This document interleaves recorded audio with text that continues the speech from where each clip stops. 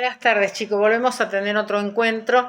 Les voy a mandar un video grabado. Después voy a subir el tema de una ficha de cátedra para que podamos ver esto de la expansión de la que habla Jonu en el capítulo 3, que es el descubrimiento en fase B, las islas y África, que esto le pertenece a Portugal.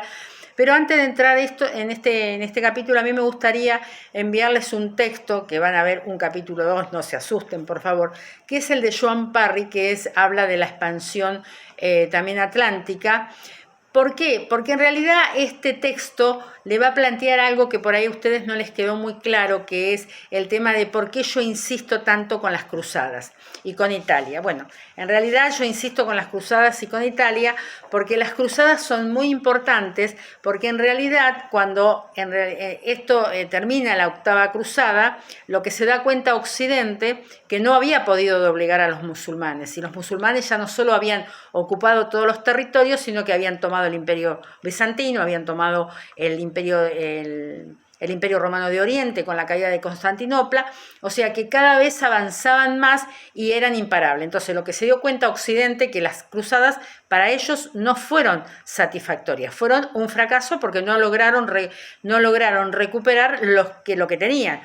Amén, que Italia sí logró mantener el comercio, o sea, Italia sí recuperó algunas rutas de comercio, pero el resto de Occidente no.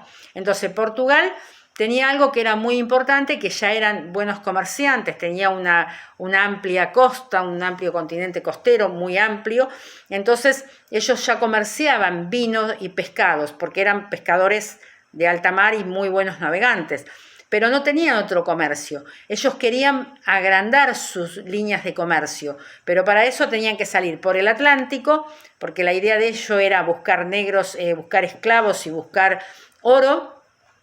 Ellos tenían que salir por el Atlántico, pero se les presentaba algo que tenían que salir por el sur de Portugal, y el problema era que Ceuta, que toda la zona del norte de África, estaba tomada por los musulmanes y por un gran grupo de musulmanes que había ahí y muy fuerte, que tenía su principal reducto en Ceuta. Entonces había que sacarlos. Bueno, Portugal para 1415, con Enrique el Navegante, que era el segundo hijo varón del rey Juan I, que era el rey de Portugal, logra expulsarlos. Entonces Enrique el Navegante se asienta en Ceuta. ¿Por qué es importante recalcar que era el segundo hijo varón? Porque ese era el otro problema que tenían las coronas. Cuando tenían dos hijos varones, el que heredaba era el primero. El segundo siempre era el segundón, nunca heredaba. Entonces siempre había conflictos en los reinados por esto. Entonces Juan I decide enviarlo a Enrique el Navegante al mando de esta expedición militar, logra quedarse con Ceuta y él se asienta en esa zona. Lo paradójico de esto, que se llama Enrique el Navegante y nunca manejó un barco, nunca navegó. Pero bueno, esos son los dichos de la historia. Entonces acá lo que vemos es Enrique el Navegante se asienta en Ceuta, y a partir de esa llegada en Ceuta, Portugal comienza la gran expansión hacia el Atlántico. De ahí van a salir todas las expediciones. Enrique el Navegante va a ser, digamos, el más importante de todos estos de la salida, o sea, va a ser el que va a dirigir todas las salidas de este periplo africano que va a ser Portugal. Eso lo va a plantear Parry, va a ser muy fácil entenderlo. Igual si necesitan ayuda o más explicaciones, le vuelvo a armar un video como ustedes quieran, pero esto más o menos sería lo que plantea Parry. Lo que plantea Jonu es, en el capítulo 3, el descubrimiento en fase B, las islas y África, es el comienzo de la salida de Portugal hacia el Atlántico. Pero ¿qué va a pasar? Acá hay algo que es fundamental. Jonu siempre buscaba qué pasaba anterior a esto. Bueno, acá lo que tenemos que ver que las condiciones previas a que saliera Portugal era la peste negra. O sea, ¿qué había dejado la peste negra? ¿Qué consecuencias había dejado la peste negra en Europa para que Portugal comenzara esta conquista? En realidad, acá comienza el resurgimiento, que sería el resurgimiento de Europa, el resurgimiento en este primer momento podríamos llamar que es el resurgimiento de España, Portugal y parte de Italia, ¿no? Porque en realidad los demás estados todavía estaban muy tomados por el tema, por la devastación que había dejado la peste negra. Piense que murieron más de 25 millones de personas. Entonces, y acá el tema era, bueno, Portugal tenía varias características, que en realidad lo tenía Portugal y España. España tarda más en expulsar a los musulmanes de su continente.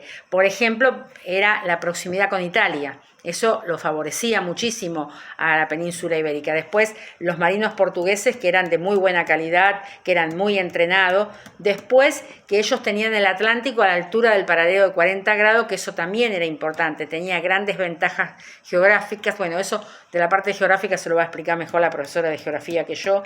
Después, tenían... O sea, ellos tenían horizontes geográficos muy determinados, los tenían muy claros y había algo que ellos habían logrado localizar que eran los archipiélagos. O sea, ellos lo primero que vieron fueron las Islas Canarias, que después van a pasar a mano de España, pero tenían las Islas Canarias y las Islas Madeiras, que eran archipiélagos que a ellos les sirvieron tanto a España como a Portugal de centros de abastecimientos. Entonces, a partir de ahí, Portugal, teniendo todas esas posibilidades y teniendo todos esos beneficios para poder salir a la conquista y haber tomado Ceuta, le era mucho más fácil buscar el camino por el Atlántico. Digamos, lo más importante que ellos querían rescatar era la sal, el cobre y el oro, pero ya no de Oriente, sino a ellos les interesaba salir por la costa de África para poder explotar la costa de África, ¿no? Entonces, ahí ya tenían una gran oportunidad porque tenían muy buena salida y no tenían ningún problema con ninguno de los... ya los musulmanes no estaban. Entonces, ustedes piensen, hay una primera etapa que Portugal sale del continente, sale de Ceuta y va hacia el archipiélago de las Islas Canarias, hacia las Madeiras y hacia las Azores. A partir de acá comienza todo lo que sea una navegación de altura, ¿no es así? Entonces, a partir de ahí, lo que se va a ver es esa expansión, o lo que algunos autores nombran como el periplo africano. Entonces, ahí lo que vemos es que a partir de la toma de Ceuta, este periplo africano va a tener varias etapas. O sea, no es que Portugal va a salir y va a recorrer todo el continente africano en poco tiempo. Va a tardar mucho tiempo en recorrerlo. En uno de esos viajes se va a encontrar con América también. Entonces, acá lo que vamos a ver es las distintas etapas. Yo le voy a armar un cuadro para que ustedes lo tengan, una ficha de cátedra con algunos detalles más que le puedo llegar a poner que lo que le estoy diciendo en el video. Pero, por ejemplo, si nosotros vemos las etapas del descubrimiento africano, vamos a ver,